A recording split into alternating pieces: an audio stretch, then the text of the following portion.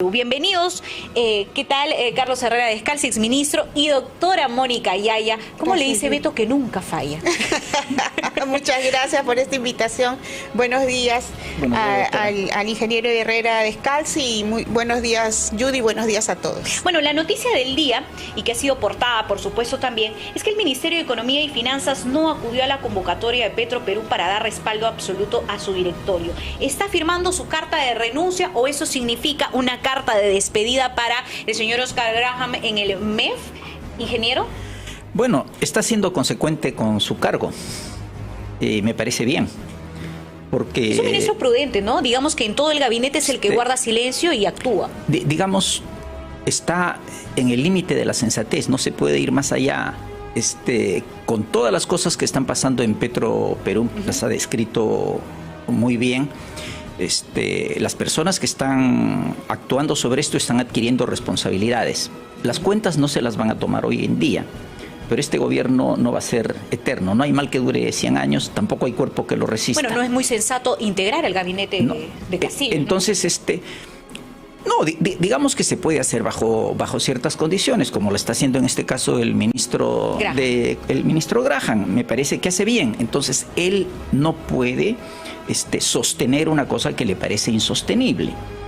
Y allí lo que revela pues es una fractura al interior del gobierno, porque quien le está pidiendo esto es el Ministerio de Energía y Minas, que es el que mantiene el 80% de las acciones, digamos. De los 5 miembros, 4 son puestos por Energía y Minas. En breve vamos a hablar de esos detalles formales dentro de la institución. Doctora Yaya, al ministro Iván Merino, al ministro González Toro, los han despedido por dicho de Bruno Pacheco. Hoy hay una intención de respaldo a Hugo Chávez, pese a todos los cuestionamientos, a las diligencias, a las denuncias de obstrucción en Petroperú, a los dichos de Karelyn López, quien también está declarando por el caso Petroperú. Y resulta que Pedro Castillo se reúne anoche con Hugo Chávez, gerente general de Petroperú. ¿Qué se busca con la permanencia de Hugo Chávez en Petroperú? ¿Resguardar la información? Recordemos que hay una denuncia de eliminación de pruebas, que se le está diciendo al personal de Petroperú: no puedes grabar, me tienes que informar qué has hecho durante el día, con quién has hablado, ¿no es cierto?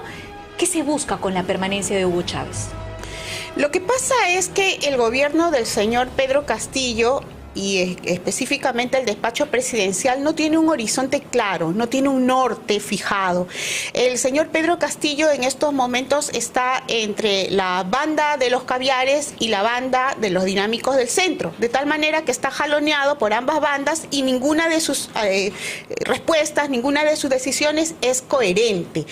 Yo discrepo un poco con el análisis que se hace sobre la supuesta indignación del ministro Graham, porque si el ministro Graham no estuviera de acuerdo con la permanencia del señor Chávez en Petroperú, simplemente renunciaría.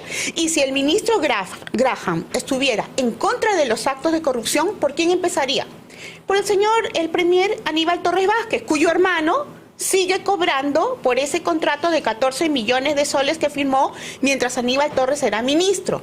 ¿Qué pasa con el ministro de Defensa? Su hermano también forma parte del directorio de una empresa que acaba de contratar con el Estado. Digamos que hay una intención de romantizar un poco la salida al mismo estilo de Avelino Guillén, de Mirta Vázquez y de Pedro Franque, ¿no es cierto? Así es. Porque ante la evidencia, un ministro no acepta el cargo, y como en su momento Iván Merino dijo: bueno, yo no estoy de acuerdo con la designación de Hugo Chávez, por lo tanto no me quedo, pero ya estaba, digamos, renunciado. Tengamos en cuenta que el ministro de Economía y Finanzas es aquel funcionario bajo cuyo cargo está el organismo supervisor de contrataciones del Estado y que tiene en su escritorio todos los contratos de los familiares de los ministros que están utilizando recursos públicos en beneficio privado. Entonces, el ministro Graham no está cumpliendo su función como ministro y yo sinceramente no creo en la indignación de los caviares. Puede ser en todo caso un gesto ya para pasar a la denuncia, ¿no? Ingeniero Herrera, ¿qué está pasando con la reputación económica de la institución? Hablamos de un gobierno corporativo dentro de esta institución. ¿Cómo nos afecta lo que está sucediendo en Petroperú? O sea, usted hablaba del directorio, por ejemplo. Claro, Petroperú está mal hace varios años, ¿no? Esto viene desde el año 2016. Recuerdo muy bien un comentario de un amigo que conoce bien de adentro lo que es Petroperú, y me dijo, cuando llegó este nuevo gobierno, que él creía que ya no podía haber un gobierno peor para Petroperú que el anterior, y que los nuevos le demostraron que sí se podía tener algo peor, ¿no? Entonces, ya iba bastante mal. Eso es lo que me dijo. Y que con los actuales la cosa fue peor, fue a un extremo. Entonces, lo que se puede esperar de esto es la destrucción de la empresa. Este gobierno políticamente quiso levantar a Petroperú y quiso proteger a Petroperú, ¿no es cierto? Y lo que está haciendo es destruyéndola, terminándola de destruir al poner este tipo de personas. De personajes. Ahora, para mí el tema de Petroperú es clarísimo. Hay una licitación bastante cuestionada y no se reúne el presidente de la República, si se quiere llegar a ese nivel, con el ministro o con el primer ministro. Se reúne con el gerente general de Petroperú y luego se vuelven a entregar la licitación a la misma empresa. Claro, se elimina. Entonces, y luego se vuelve a entregar. Es clarísimo que el vínculo está entre el presidente y el gerente general. Y es más, hay un audio donde el gerente general dice, yo no me voy a ir acá hasta el día siguiente que se vaya el presidente. Entonces todos los demás están pintados en la pared. Usted ha sido ministro de Energía y Minas. ¿Usted recibiría la recomendación de un empresario dueño de una clínica para que dé su visto bueno, para que respalde la designación de un señor a quien no conoce supuestamente ni siquiera el presidente? Ahora, ¿qué es lo que se ha denunciado? Que en la clínica La Luz se reunió pues el señor Cayatopa, me parece, si mal no recuerdo el nombre, con el señor Hugo Chávez, le hizo una presentación de PowerPoint y dijo, no, va. Ministro, ¿usted toleraría eso? No, de ninguna manera. La responsabilidad del sector es del ministro.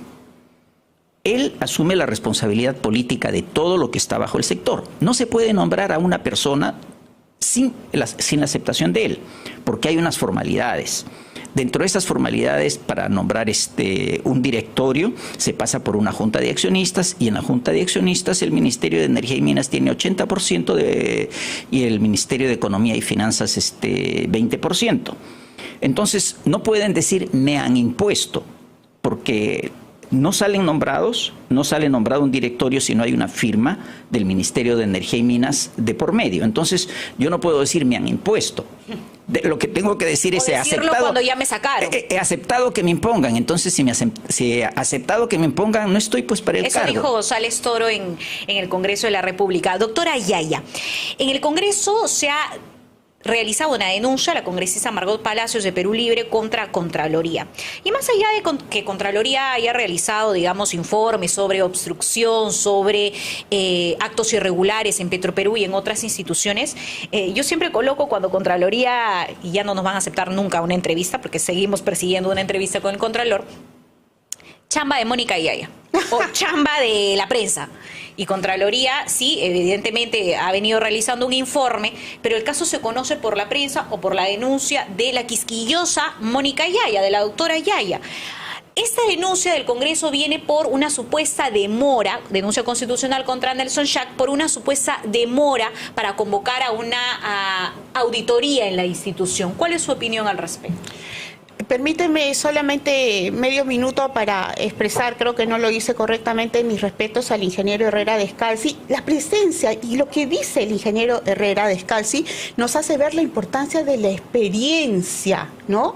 De la honorabilidad, del profesionalismo, porque son 3 requisitos los que se necesitan en el Perú, sobre todo para que una persona ejerza una función pública.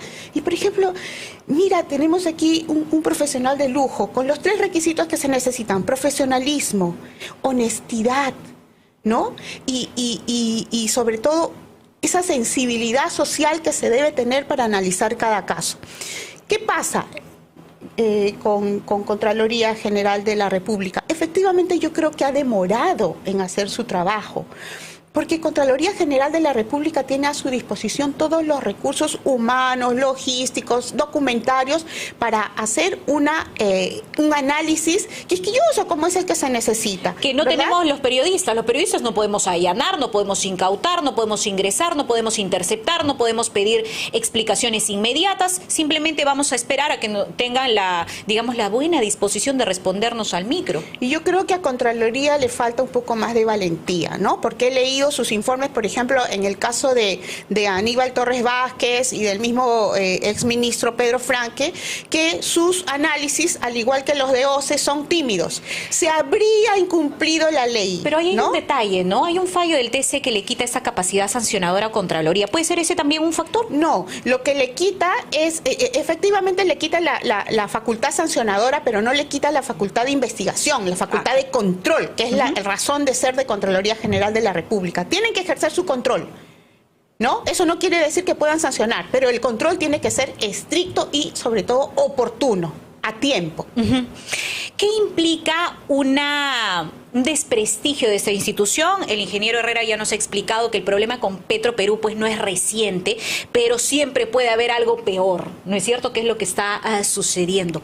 Pero ¿cómo nos afecta el desprestigio de esta institución? En información internacional hemos recibido la mala noticia pues que se han convertido en bonos basura, ¿no es cierto? ¿Qué término tan fuerte, ¿no?, pero real, ¿no?, en esta institución y por lo tanto al gobierno del Perú, ingeniero. Claro, o sea, en primera línea afecta a Petroperú. En segunda línea, pues viene a ser, si uno lo lee entre líneas, una calificación al país, a la administración que viene teniendo el país, porque Petroperú es una empresa principal del Estado y evidentemente tras Petroperú está el propio Estado a través de dos ministerios, Energía y Minas y Economía y Finanzas. Entonces, esto toca más bien el área de economía y finanzas, ¿no? Es decir, nuestro bolsillo, claro, porque finalmente eso se va a ver en nuestros bolsillos. No, pero nos dice la forma en que está siendo administrado el país, el deterioro que está sufriendo el país en su administración, y eso pues va directamente contra el gobierno.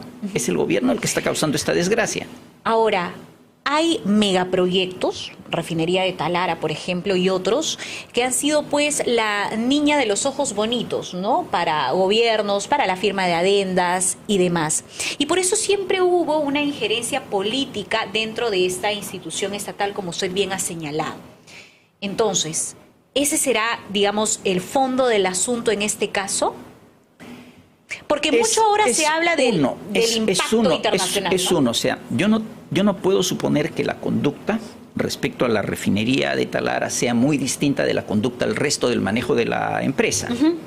Creo que está igual que en la frase famosa de González Prada, ¿no?, donde se pone el dedo, brota el pus, porque la refinería de Talara ha tardado muchísimo más de lo que debería tardar. Se ha hecho una nueva refinería, no se ha reformado una refinería existente. Ha costado el doble o el triple de lo que hubiera costado una refinería de más tamaño nueva. Pero las negociaciones de las compras de petróleo están en la misma historia. Y cuando un funcionario osaba denunciar este caso, un audio. Un audio que, digamos, no revestía, en todo caso, no recuerdo el nombre de este funcionario, no revestía un tipo penal, pero, digamos, era escandaloso. Se sacaba al funcionario, ¿no? Y los que estaban en Petroperú también calladitos. Así es. ¿No es cierto? Así es. Ahora, el tema de Samir Abudayé, ¿no? No se habla mucho de Samir Abudayé actualmente. Es un señor que aparentemente maneja fuertes sumas de dinero, es un empresario, ha ganado pues jugosos contratos, eso es un término que lo utilizo yo y tengo todo el derecho de hacerlo, jugosos contratos con la institución, ¿no? ¿Y por qué no hablamos de él? Hay también declaración de Carely López en su caso, según ha dicho César Nakazaki, y casualidad no se filtra a la prensa. Yo creo que porque prácticamente cada 48 horas hay un nuevo escándalo, ¿no? Y cada escándalo tapa el anterior. Yo quiero ser justa. Yo todos los días realizo una autorreflexión. Así como reviso todos los casos que ustedes los periodistas ponen a disposición de la ciudadanía, he revisado los contratos o las licitaciones de Petroperú en el caso del señor Samir, ¿no?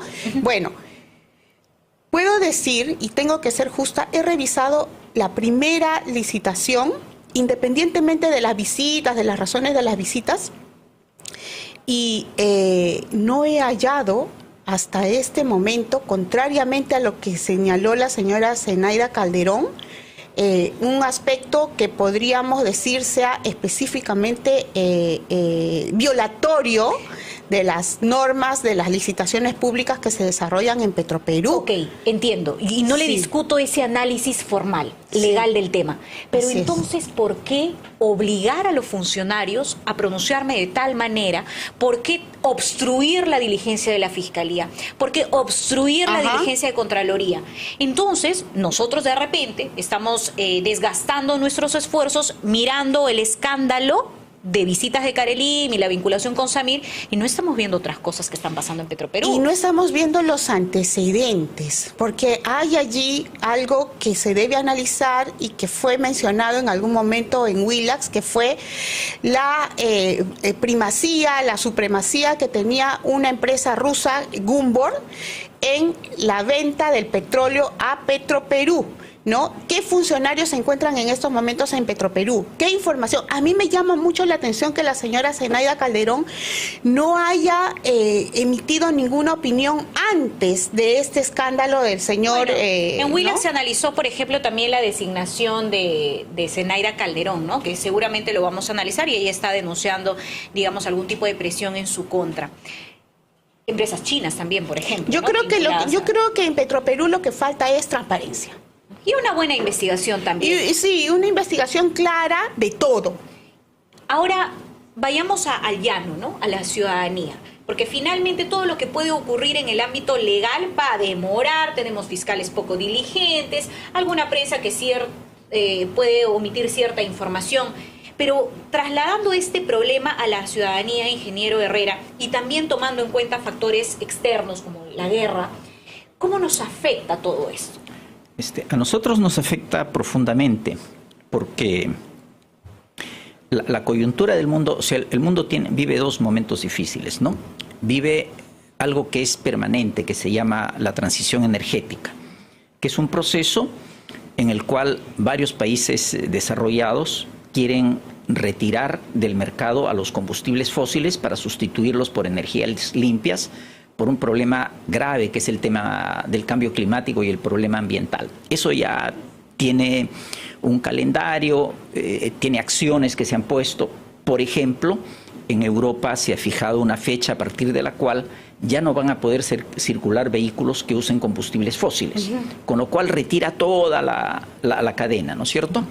Ya, eso produce un cambio en la sociedad humana tan grande costo, ¿no? Como lo que representó la revolución industrial en el siglo XIX. Entonces, ese es un enorme cambio que va a afectar toda la vida del planeta. Sobre este tema viene ahora el tema de la guerra y los precios del petróleo. Entonces, a nosotros como país, ¿cómo nos toca? Del lado de los minerales, o sea, el cambio... La transición energética representa consumo de minerales, significa subida de los precios de minerales, y el Perú es un país muy rico en minerales. Entonces al Perú lo favorece enormemente. ¿Y qué estamos haciendo nosotros? Pero nosotros estamos destruyendo lo de minería, ¿no? Pero nosotros al mismo tiempo somos un país débil en hidrocarburos, porque desde, por lo menos en este siglo, lo que hemos hecho continuamente es disminuir la producción, y hemos aumentado la demanda. La demanda por el crecimiento de la economía. Pero si disminuimos la producción y aumentamos la demanda, la brecha de lo que tenemos que comprar es cada vez mayor. Y si los precios suben, nos golpean un montón. Entonces, nosotros, o sea, ¿quién debería llevar una política respecto al tema de, ya no le digo de hidrocarburos, el tema de energía para el Perú? Es Petroperú. No, son el Ministerio de Energía y Minas y Petroperú. El Perú no tiene un norte, el Perú no tiene una idea, además, es reactivo y pues...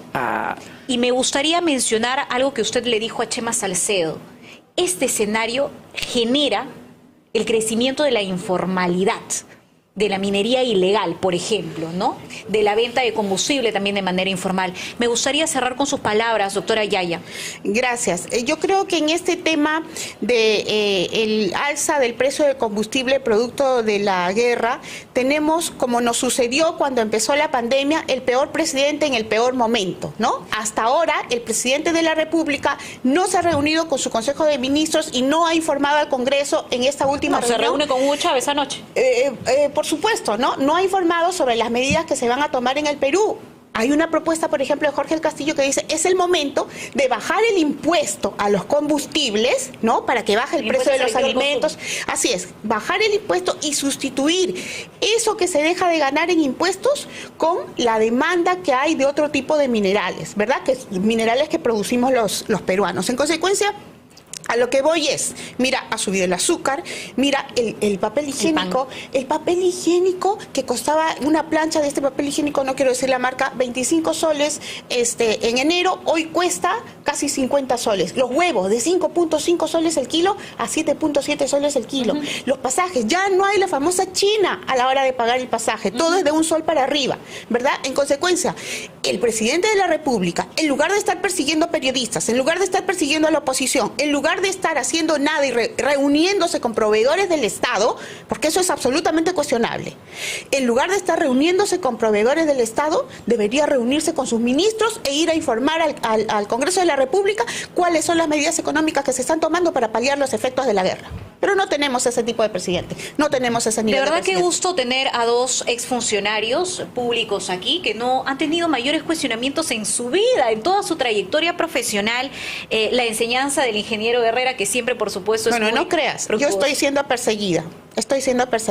El señor Aníbal Torres Vázquez ha dicho que a Mónica Yaya debe investigarle la Contraloría. Hace más de 10 años que ha dejado de ser funcionaria. Es una amenaza. Es una amenaza. Es una amenaza como lo ha hecho con otros funcionarios públicos, ¿no es cierto? El señor Aníbal Torres, lamentablemente, en esta etapa de su carrera, que en algún momento fue respetada. Muchísimas gracias, ingeniero. Muchas gracias, y no quiero despedirme sin expresar mi solidaridad para con Claudia Toro y con las personas que pueden ser perseguidas por sus opiniones. Gracias. Y nos vemos en la marcha de hoy a las 3 de la tarde por la democracia.